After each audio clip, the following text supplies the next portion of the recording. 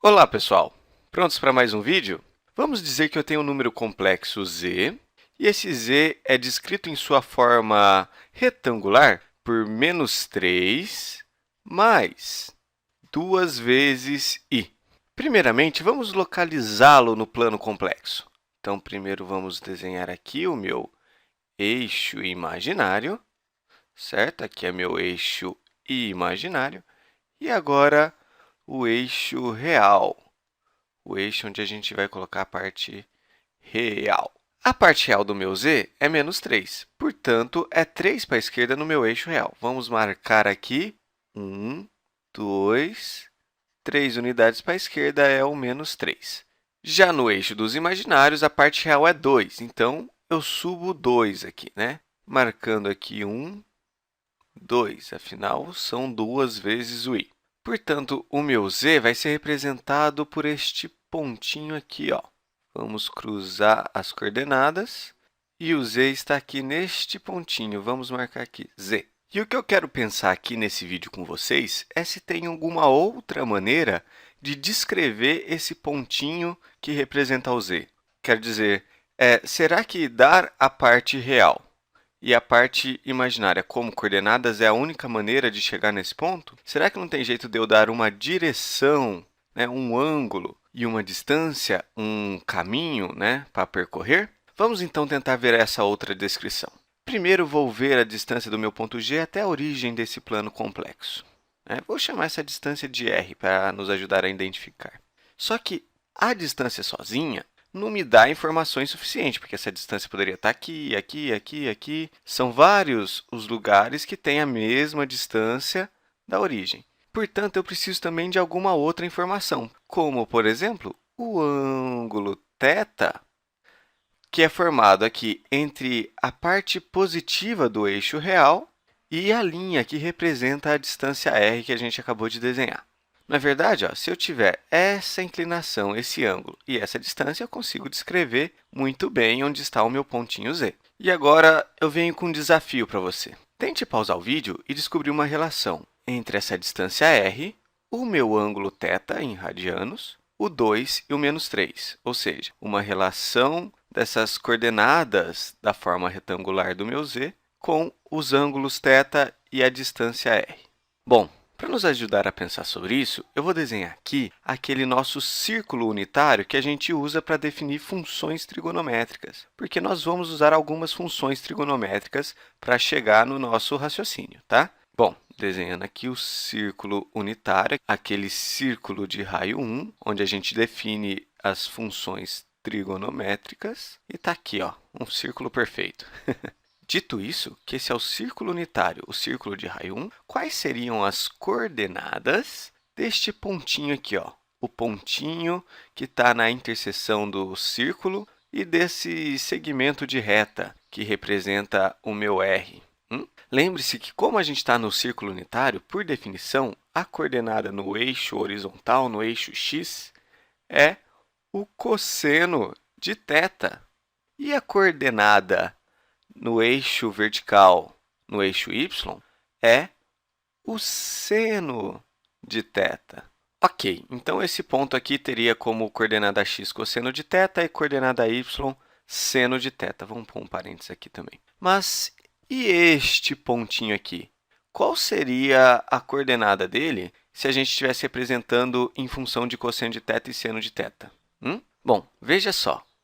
A distância desse pontinho até a origem dos espaços é de uma unidade, não é verdade? E a distância deste ponto até a origem é r vezes uma unidade, não é? R não é r vezes 1. Então, se essa distância é r vezes essa distância, eu tenho que multiplicar por r tanto a coordenada y quanto a coordenada x.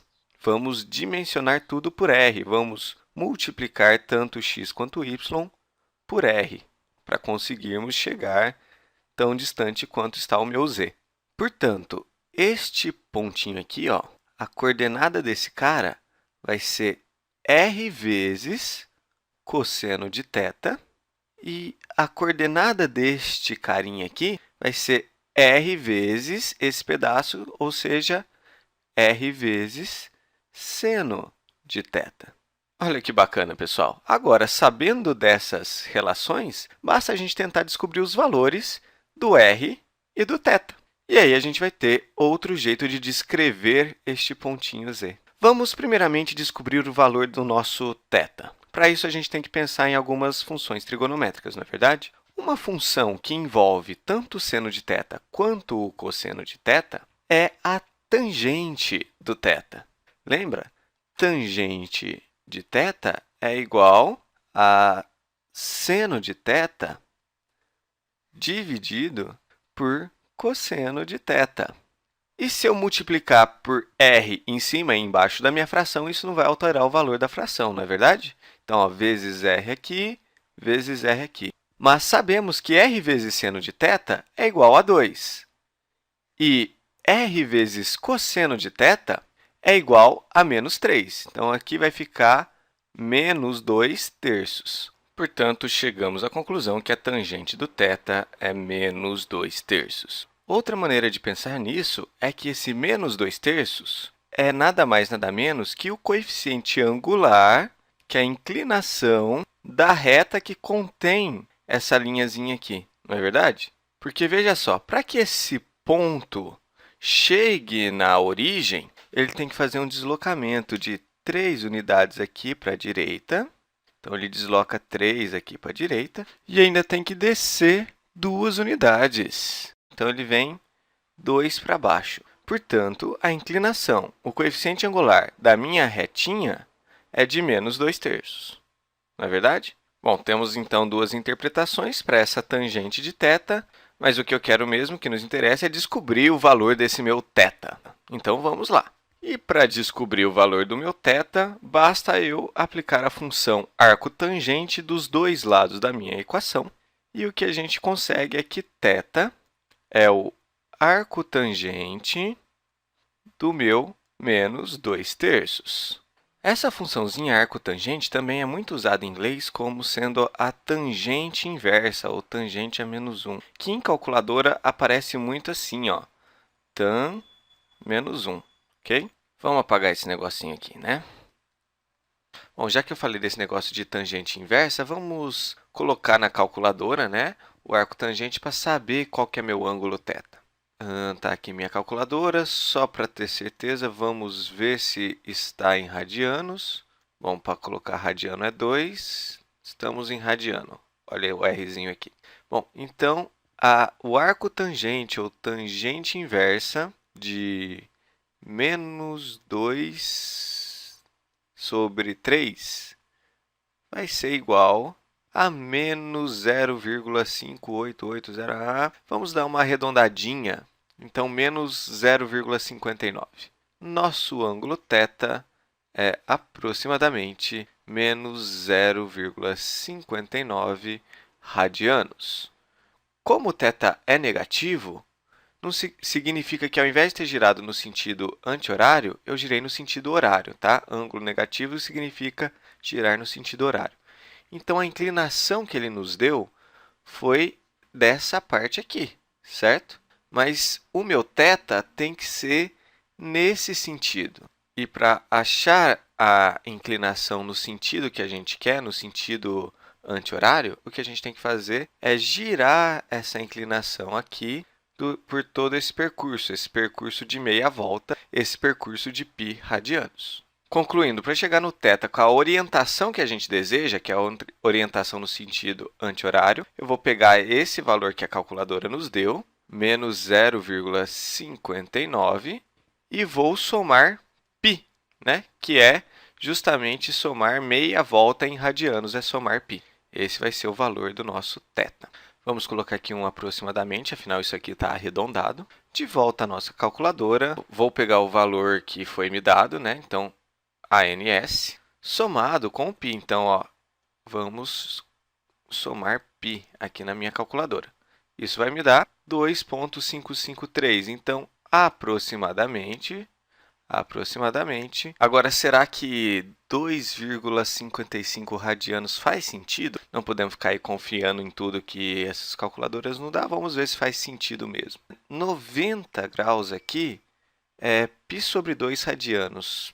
Π é mais ou menos 3,14 dividido por 2 dá 1,57. Então, isso aqui é um pouco mais que 1,5 radiano, né? E 180 graus, meia volta, é π radianos, que é aproximadamente 3,14, 15, 9 e por aí vai. Portanto, olha só, 2,55 está entre 1,5 e 3,14. Então, realmente, faz sentido que nosso ângulo seja de 2,55 radianos.